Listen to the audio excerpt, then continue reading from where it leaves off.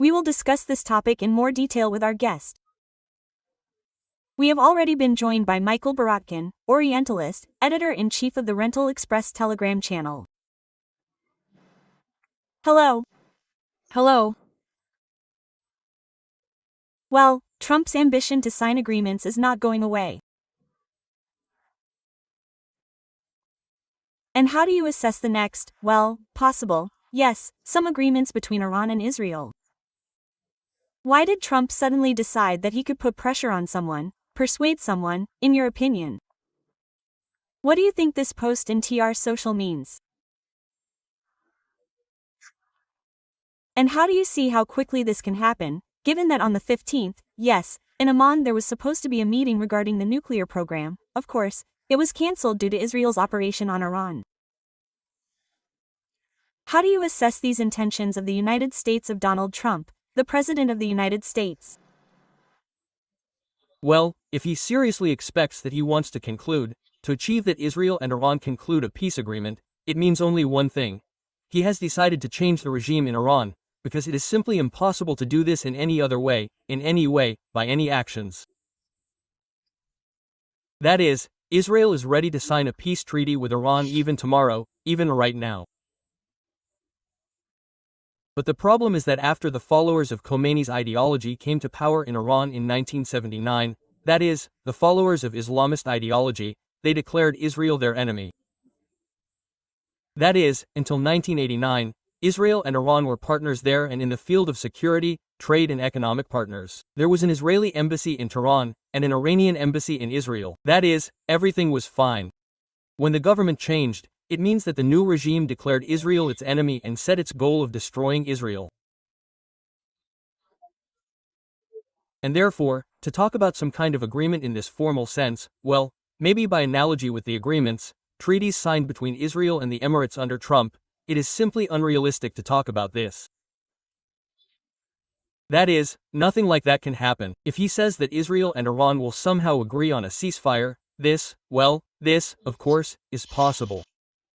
This will happen sooner or later, when, I think, this will happen after the Israeli government considers that the goals of the operation have been achieved. So, as for the negotiations between Iran and the United States, here, according to unofficial data, there are many reports and many signs that Iran is turning to all its partners through secret channels with a request to convey to the United States that Iran is ready for negotiations and if only the United States would force Israel to stop.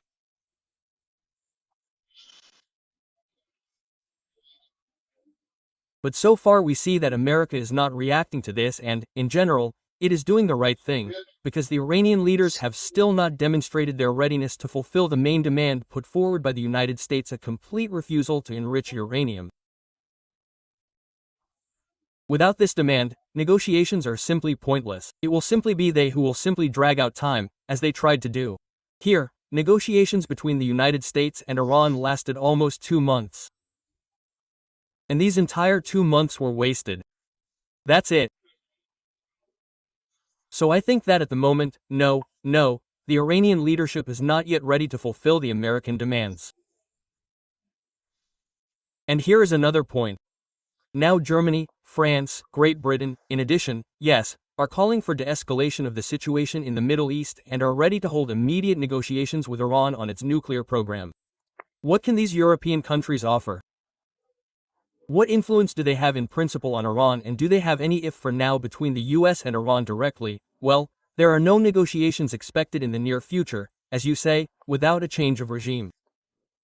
And how do you see what these countries can offer, and how can Tiger react to this? Does he need such intermediaries? Is Russia more interesting? By the way, here also in addition, to my question, how do you see, to what extent has the US already written off the possibility of the negotiation process for the Russian Federation or not? Well, and these interests of European countries, what is your opinion too? European countries, any intermediaries, non-intermediaries, any participants in the dialogue, they are all essentially offering Iran the same thing. They are telling the Iranians, let's stop work on uranium enrichment, get rid of and transfer the accumulated amount of this highly enriched uranium for storage. Put all your nuclear facilities, I repeat, all, and not just those that they declared under international control, and then in exchange we will lift the sanctions. This is the proposal. Well, naturally, it is about security guarantees and so on. This goes without saying. But at the moment, the main thing is that we lift sanctions in exchange for you signing an agreement that guarantees that Iran will not have a nuclear bomb.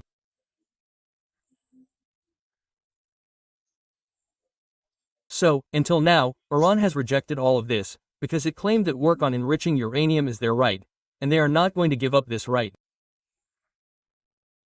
This is what it was all about.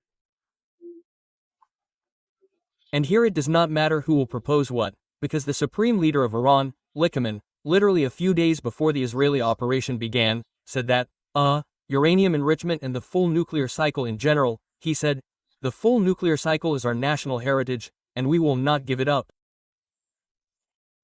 This, in principle, is his word law.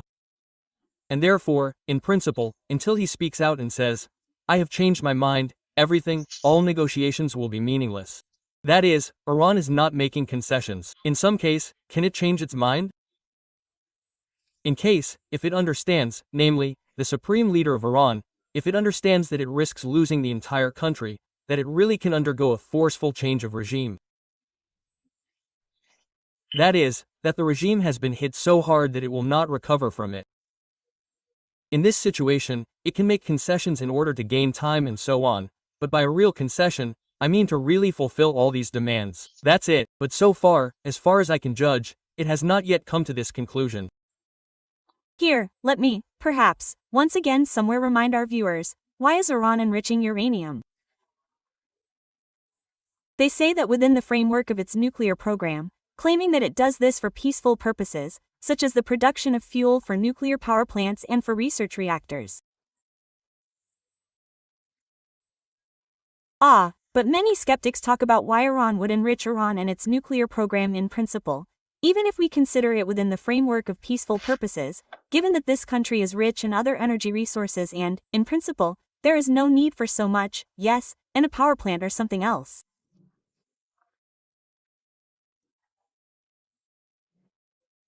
And is it true that Iran has enriched uranium by up to 60%, which exceeds 18 times the limits set by the Joint Comprehensive Plan of Action for the Liberation of Nuclear Weapons?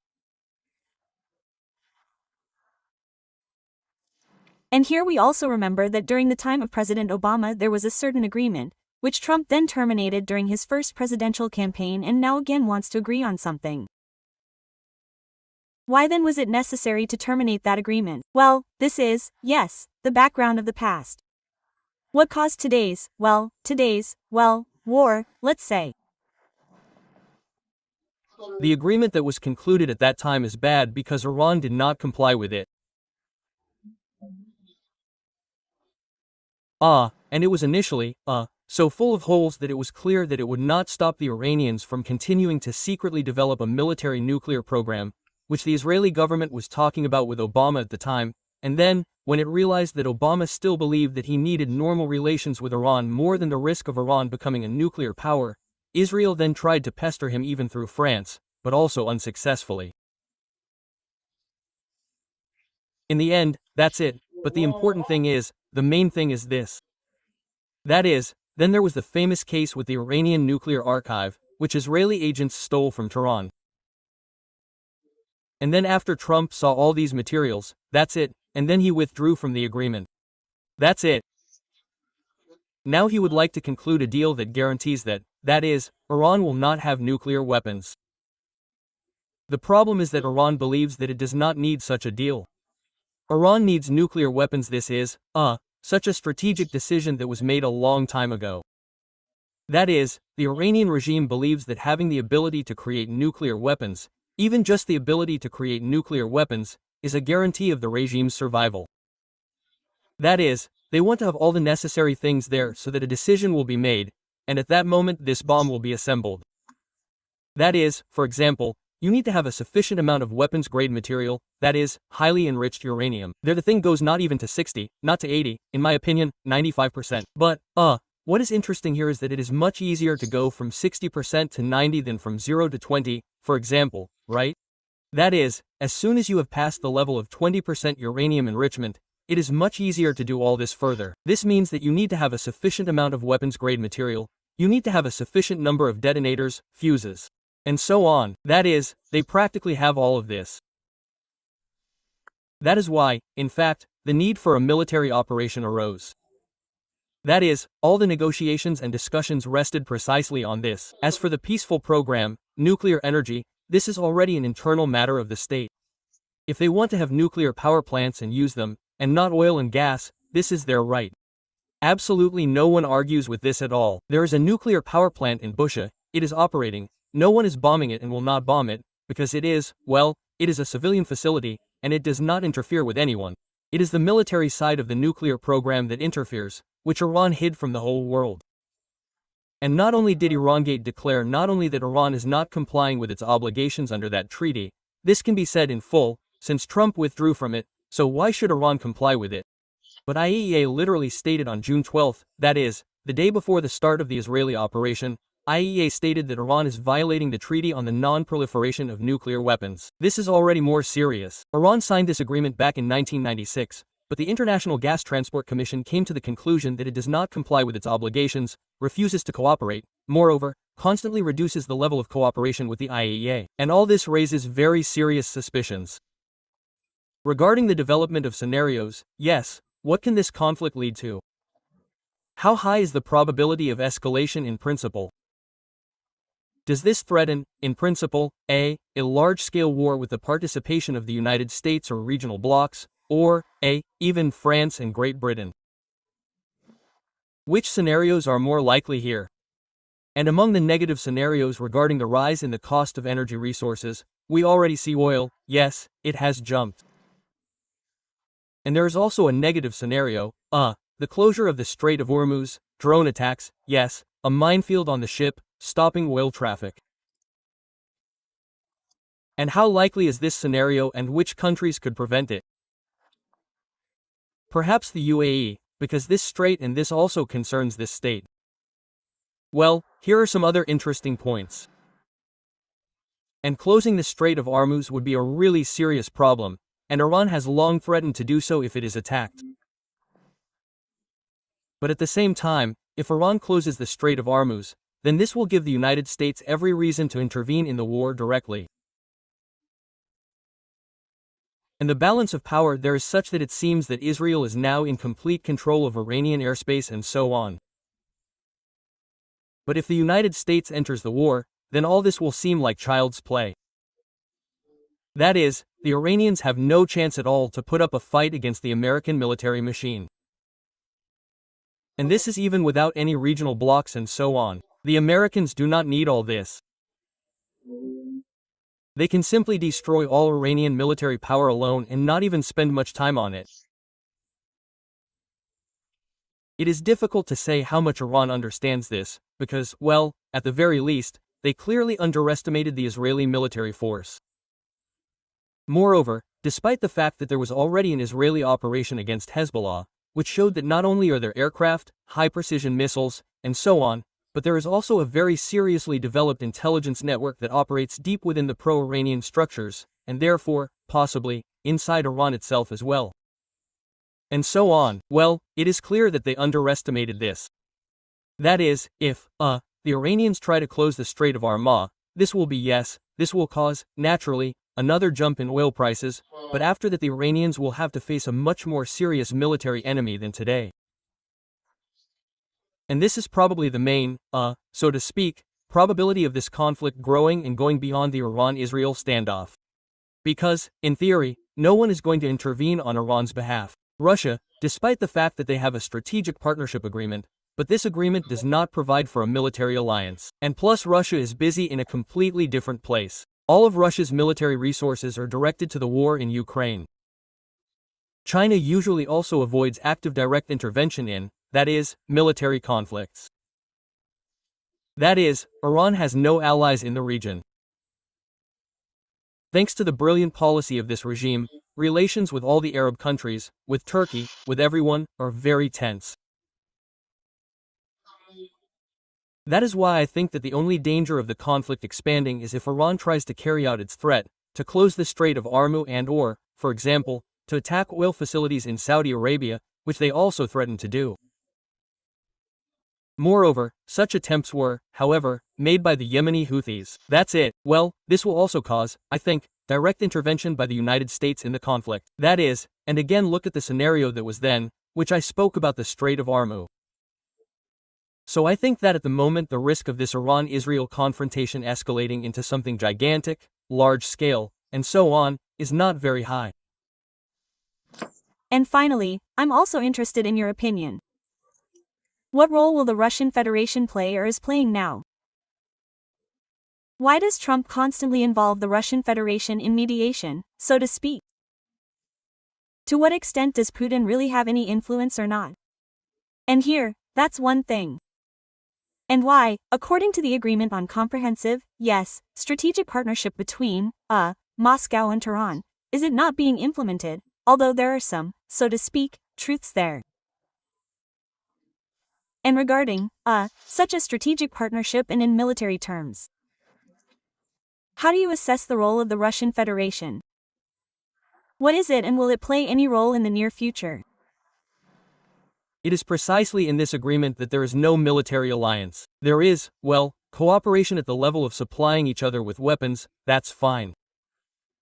But there is no article there that would require one country to enter a war in the event of an attack on a second country.